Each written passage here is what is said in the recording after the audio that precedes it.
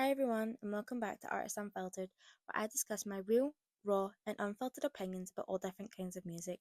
I'm your host Sophie, and today we're reviewing an album from the artist David.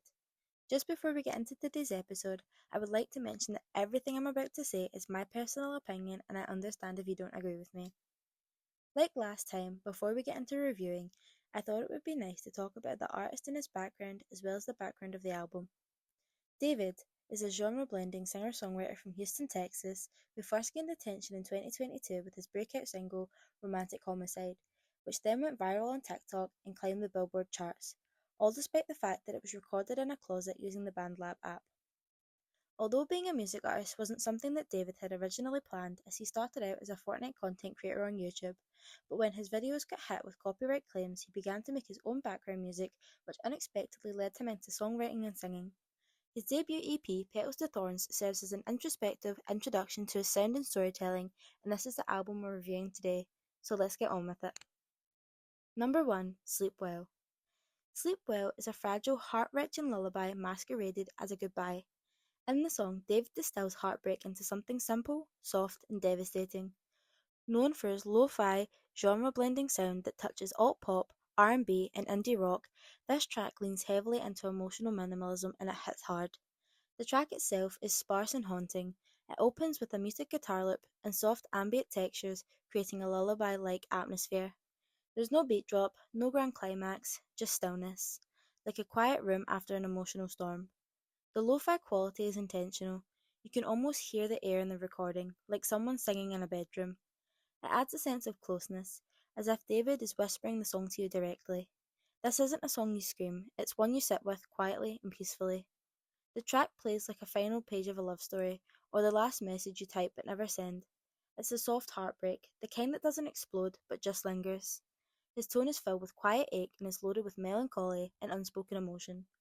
Sleep Well proves David doesn't need grand production or flashy vocals to make an impact. With just a few chords, a whisper of a voice, and an emotionally raw message, he creates a song that feels like a memory, fleeting, tender, and deeply human. Number 2. Here With Me. With Here With Me, David taps into something timeless, the fear of loss wrapped in the beauty of love. Unlike the darker edge of Romantic Homicide or the fragile simplicity of Sleep Well, this track feels like a slow-burning sunrise. It's warm, reflective, and emotionally sweeping. It's both a love story and a farewell letter, drenched in nostalgic longing. Here With Me is built on a dreamy, lo-fi guitar progression, softly strummed and looping like a memory on repeat. The production is intentionally minimal: sparse percussion, ambient textures, and a subtle swell that lets the emotional weight sit unfiltered. It draws from bedroom pop, indie rock, and alternative R&B, but transcends genres through its atmosphere. The track feels intimate yet cinematic, like a scene in a movie you can't forget. David's vocals are as raw and honest as ever. His delivery is soft, almost conversational, like someone trying to keep it together while saying everything they want to say. There's some vulnerability in his restraint, yet there's no vocal theatrics, just pure feeling. The song is sentimental without being cheesy, and emotional without being melodramatic. It's a quiet kind of heartbreak, the kind that comes from loving something so much that its ending feels like a gentle tragedy. This song resonates because it feels universal. The desire to hold on to fleeting moments, the ache of knowing you can't. It plays like a memory you don't want to let go of. Here With Me is David at his most emotionally potent, a haunting, beautiful reflection on love, time, and goodbye. It's the kind of song that doesn't just speak to heartbreak, it speaks to life. Through its stripped-back production and intimate vocals, it reminds us to hold on tightly to what we love whilst we still can. Number 3. This Is How It Feels, a duet with Levy. This Is How It Feels is a hauntingly beautiful duet that feels like a dream you don't want to wake up from. The track is a delicate, introspective ballad that captures the ache of longing and the beauty of emotional stillness wrapped in soft strings and velvet vocals. Levy's voice is timeless. It's soft, silky, and wistful. Her delivery is elegant, almost classical, but never distant. There's always a tremble of vulnerability in how she phrases her lines. David, on the other hand, brings a grounded sincerity. His slightly raw, lo-fi tone contrasts Levy's polished softness, but the pairing works beautifully. Together, they create a conversation between two people caught in the same emotional current. Different textures, one feeling. Their voices wrap around each other like a slow dance and leaves the listener's heart feeling tender, restrained, and aching. This Is How It Feels explores the quiet ache of unspoken love and a weight of emotions that don't have anywhere to go.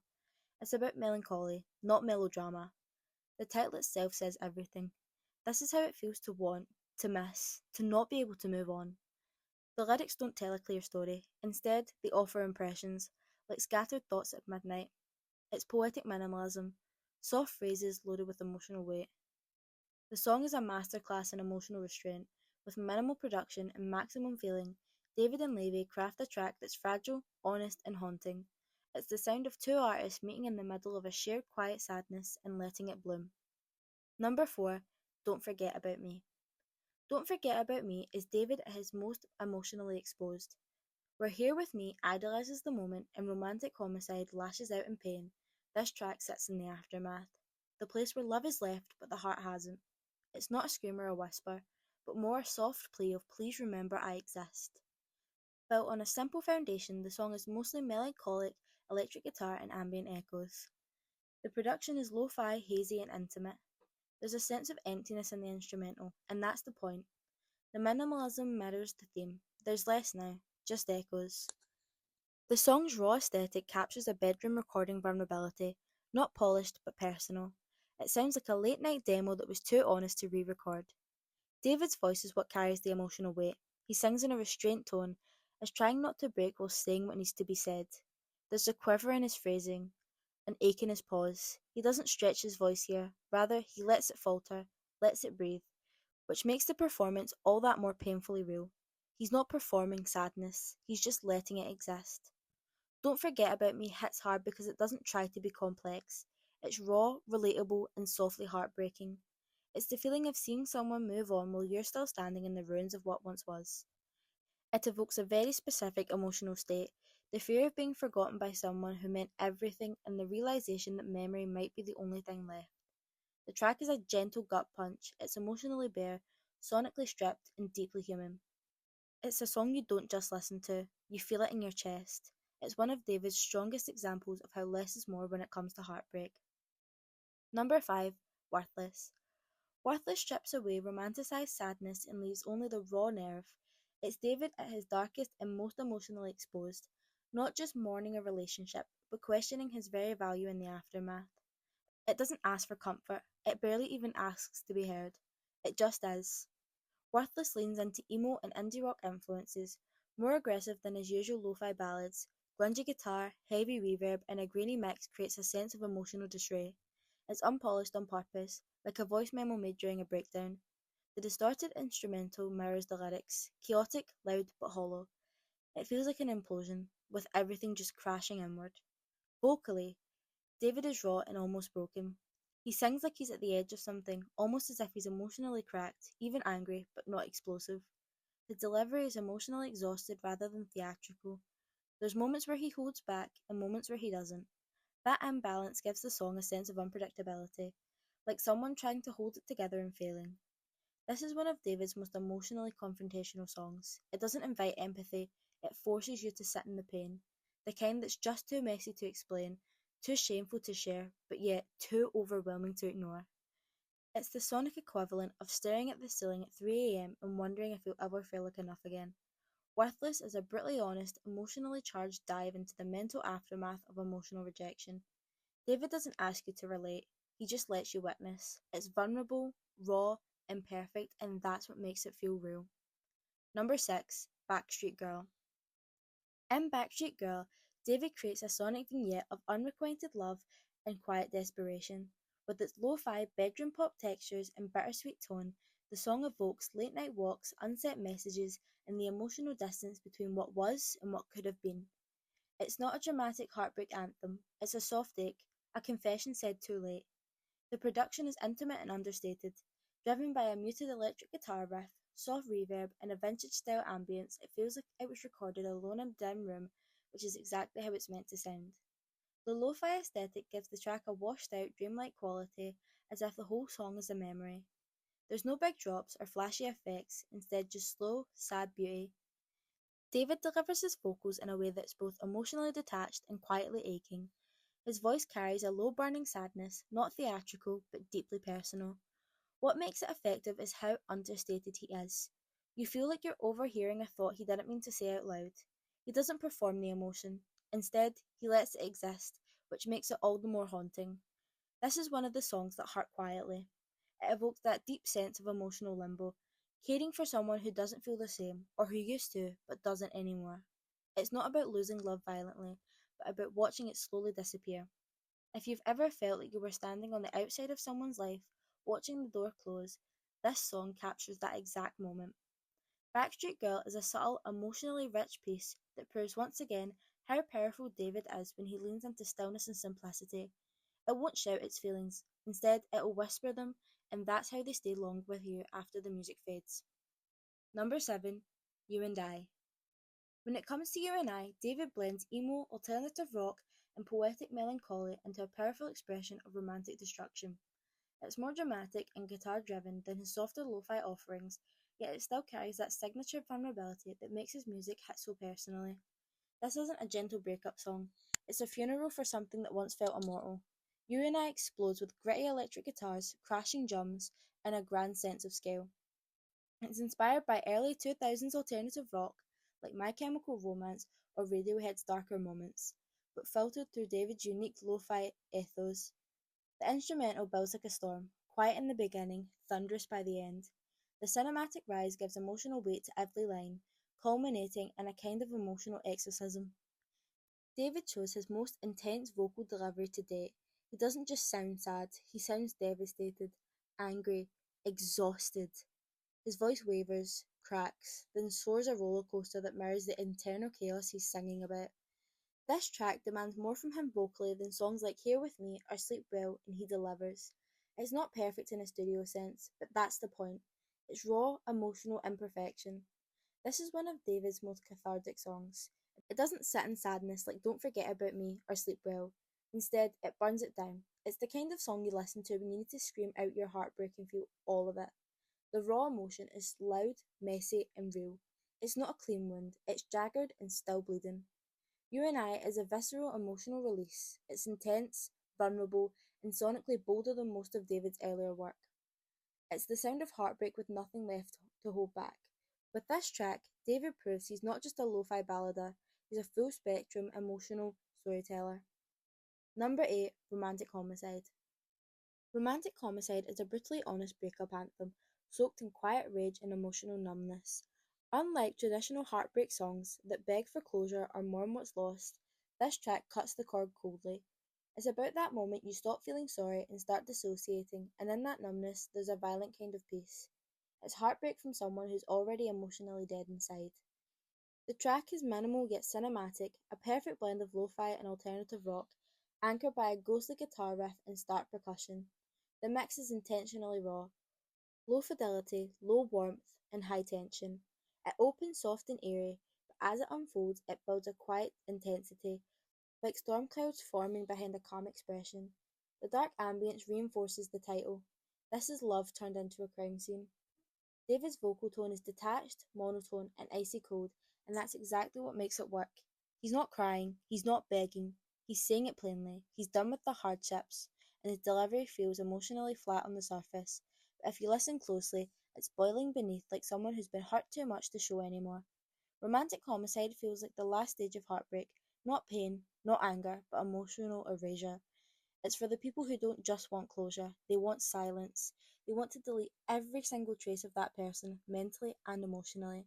It's the feeling of standing at the ruins of something you once cared about and feeling absolutely nothing for it. Number 9, The Bridge. In The Bridge, David steps into a more abstract, symbolic realm of heartbreak. A track that isn't about love lost, but about what it costs to let go.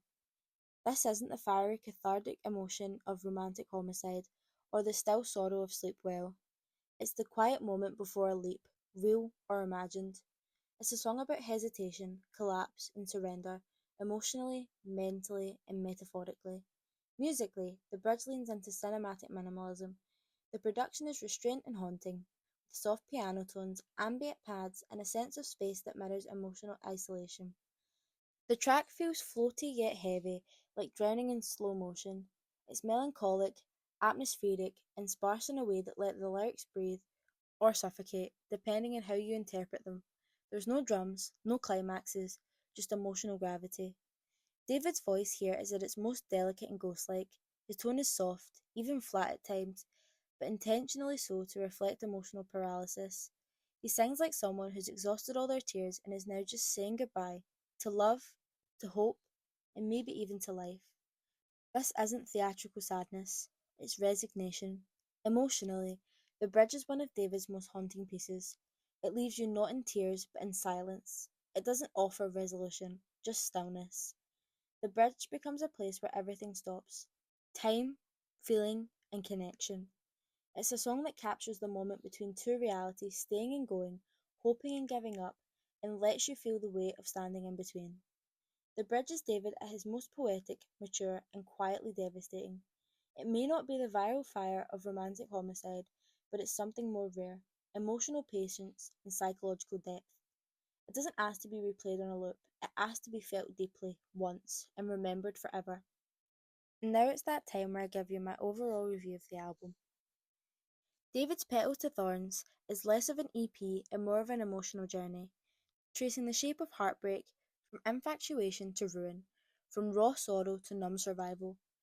Across the 9 tracks, he shows a startling versatility, leaping between genres such as lo-fi, alternative rock, and indie balladry without ever losing his emotional core.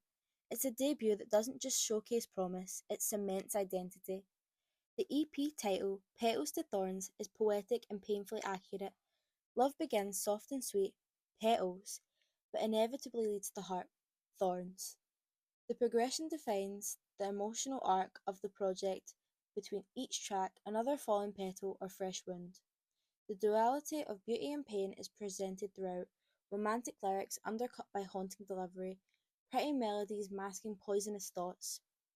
Petals to Thorns is an emotionally intelligent and sonically versatile debut, delivering raw vulnerability without overproduction or artificialness. David speaks for a generation that's tired of pretending things are okay, and he does so in a way that's both deeply personal and universally resonant. It's heartbreak music for people who don't want comfort, they want to sit in the wreckage and feel it. And for that reason, I'm going to rate this album a 9 out of 10. And sadly, that's all we have for today's episode of Artists Unfiltered. Once again, I'll leave a link in the description for you to listen to today's album, and don't forget to tell me your opinions in the comments below. You can find us on our Instagram and TikTok at Artists Unfiltered for more content, and I'll see you this time next Tuesday with a new album. And don't forget, if you ever have an album that you would like to hear about on the podcast, we have a Google form for suggestions on our Linktree, which is available on all our social media platforms. Thanks for spending your time to listen to today's podcast, and I'll see you next time. Bye now!